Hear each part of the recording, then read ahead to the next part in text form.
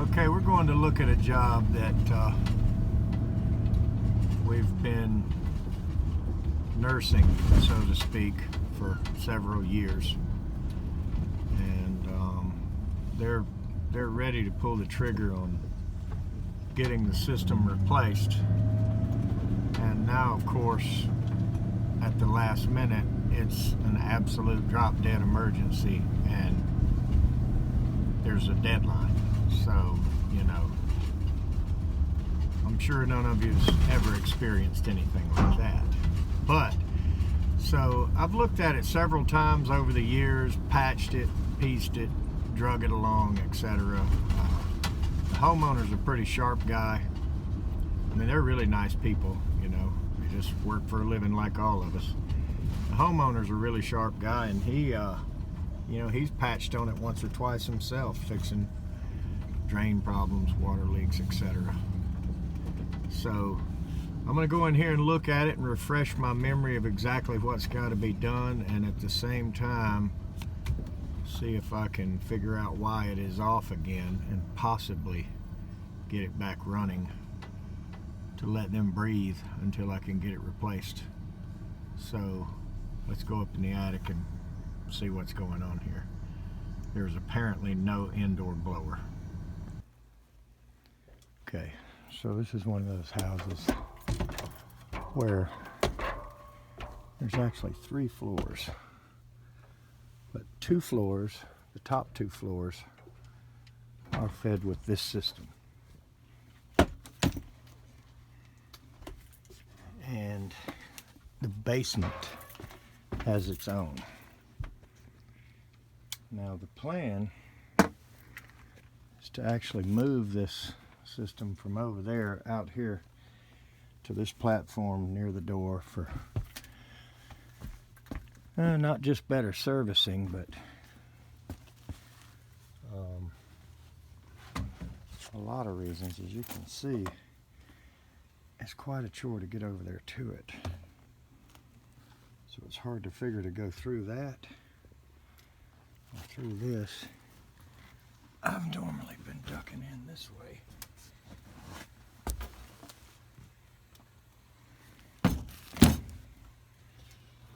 And hard to get over here. And once you do, this is your platform to stand on anyway. Now I hear the condenser and I hear the refrigerant coming through, but there is no blower. So if it'll help to buy some time, I'm gonna see if we get lucky and maybe the capacitor or whatever has the indoor blower off. And if that's the case, or the board, whatever, I don't care. If I can get it back on, even though it's a piece of crap and we've been nursing it for years, I can remove a little bit of the pressure of the, you know, typical everyday, you know, company coming tomorrow, dog ate the homework, a little bit of everything. Okay, the fan wants to turn free. That's one good sign. So the first thing we'll do,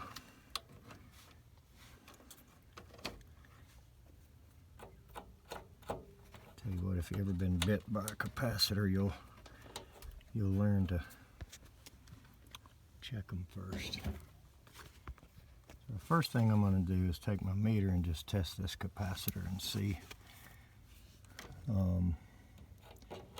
you know, if my wishful thinking is going to get accommodated here. Because I would love for that to be the only problem at the moment and get this thing cut back on. So let's see what we've got.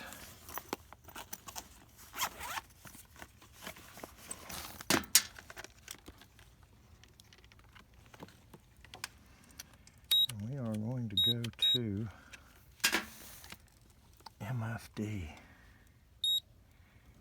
And we're going to put our leads on this capacitor. And it is 15.12. So obviously this capacitor is apparently at full capacity.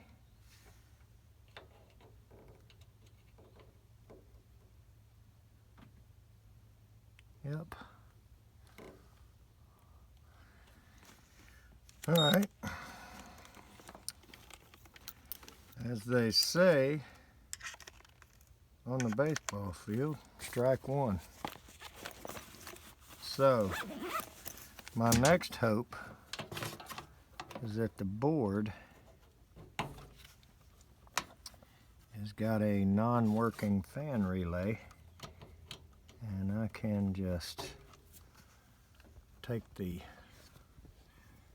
cool speed and go straight to power, although their fan switch is encased, but we'll get that dealt with.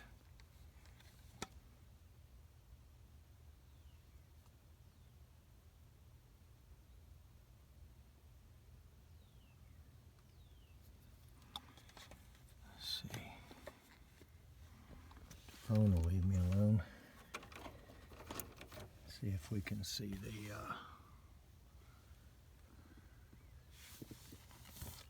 fan wires. Looks like them right there. And I see the blue and the red. And looks like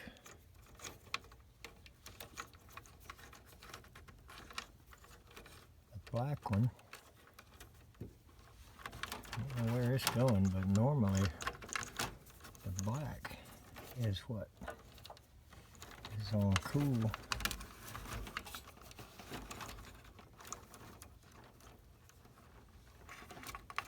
And it is what? Hooked around with that? Really? And a yellow wire tied in a knot. So somebody's put a 4-speed fan motor on here, I guess.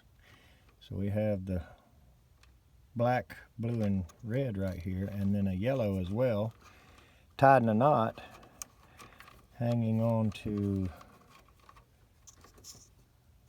that, which, come on, that can't be factory. So anyway, here's the cool speed on the board right there. And it is jumped over. So it looks like heat, low and cool. Looks like a couple of these are jumped together. So what I'm going to do, I'm just going to leave that mess on there. I'm going to take this out.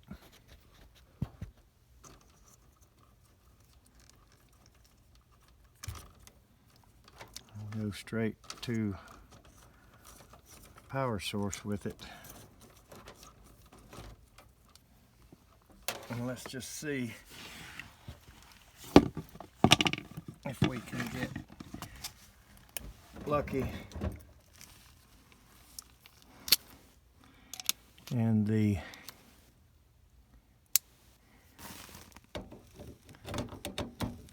board is not letting power.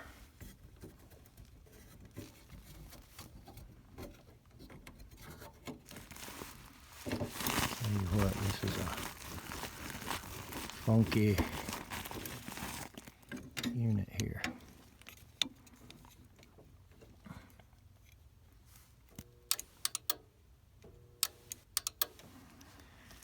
All right.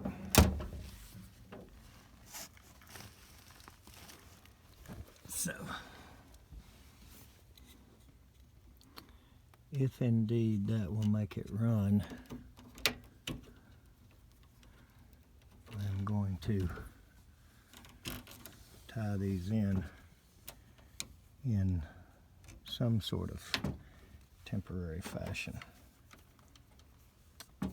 So, yep, how about that? All right, let's see if we got a switch here.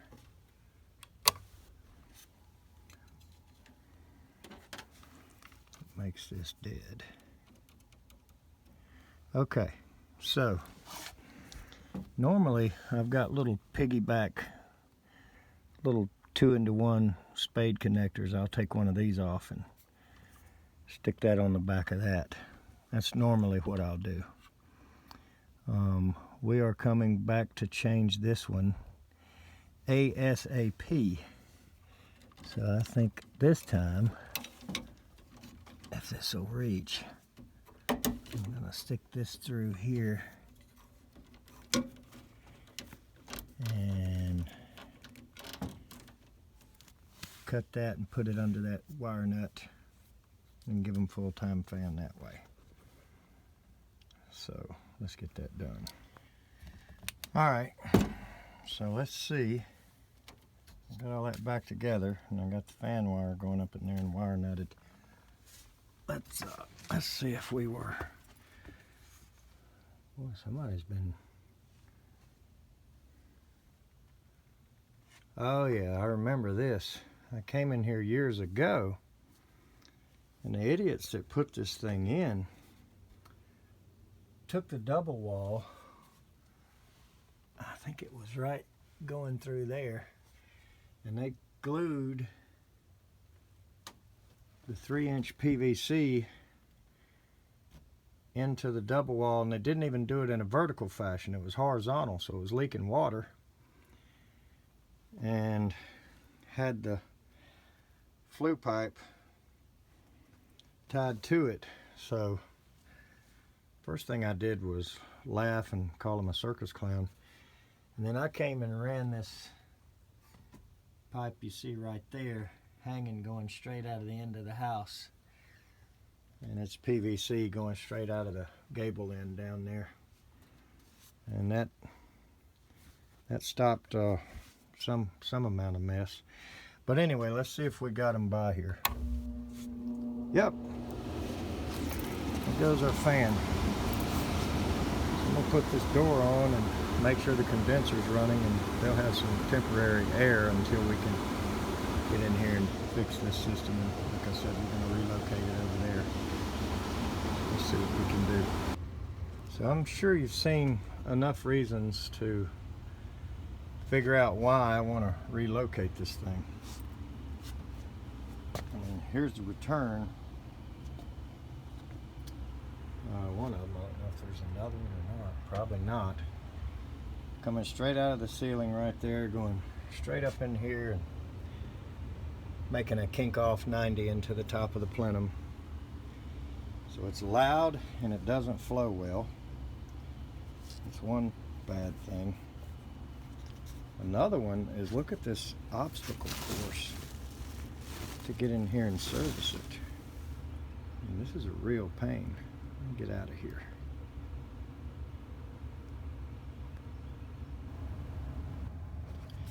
Okay, so that's not actually the only return. There's another one. Comes out and runs down there. And then of course, there's your supply with who knows what kind of mess coming off of it.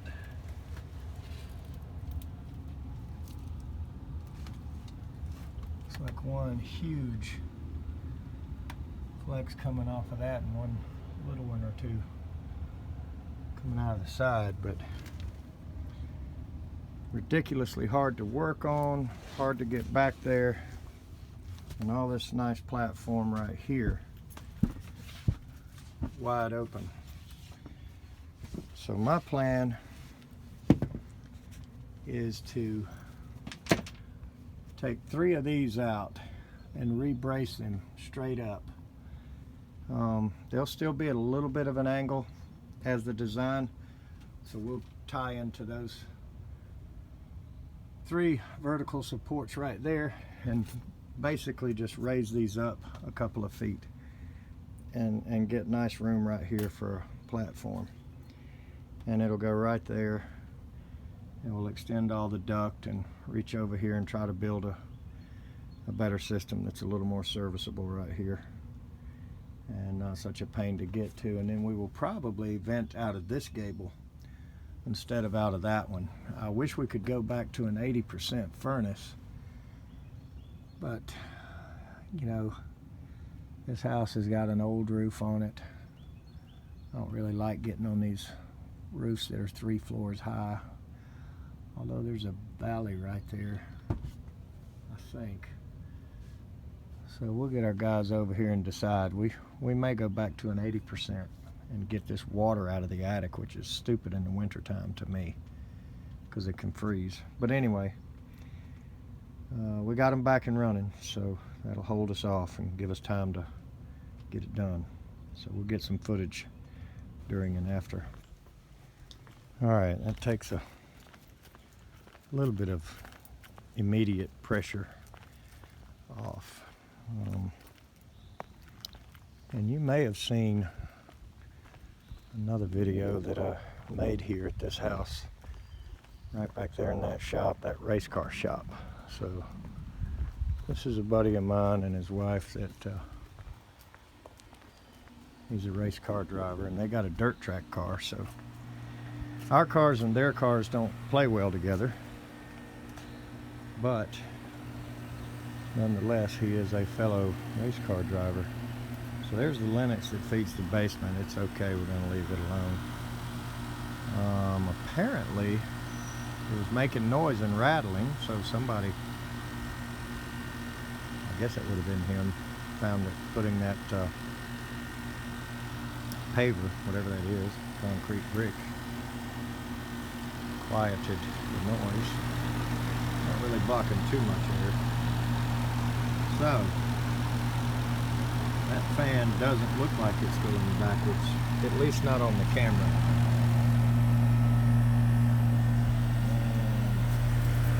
Let's see.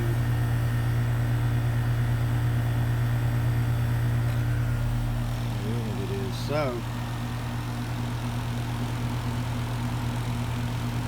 I don't know what that's going to look like on playback, but yeah, the iPhone 8 definitely plays tricks with outdoor fan blades. We may revisit some of that soon. So let's go on to the next one. And I'm sure these people are going to rejoice at the text I send them that says we got it back up and running. So we got you by for a minute. So let's get out of here.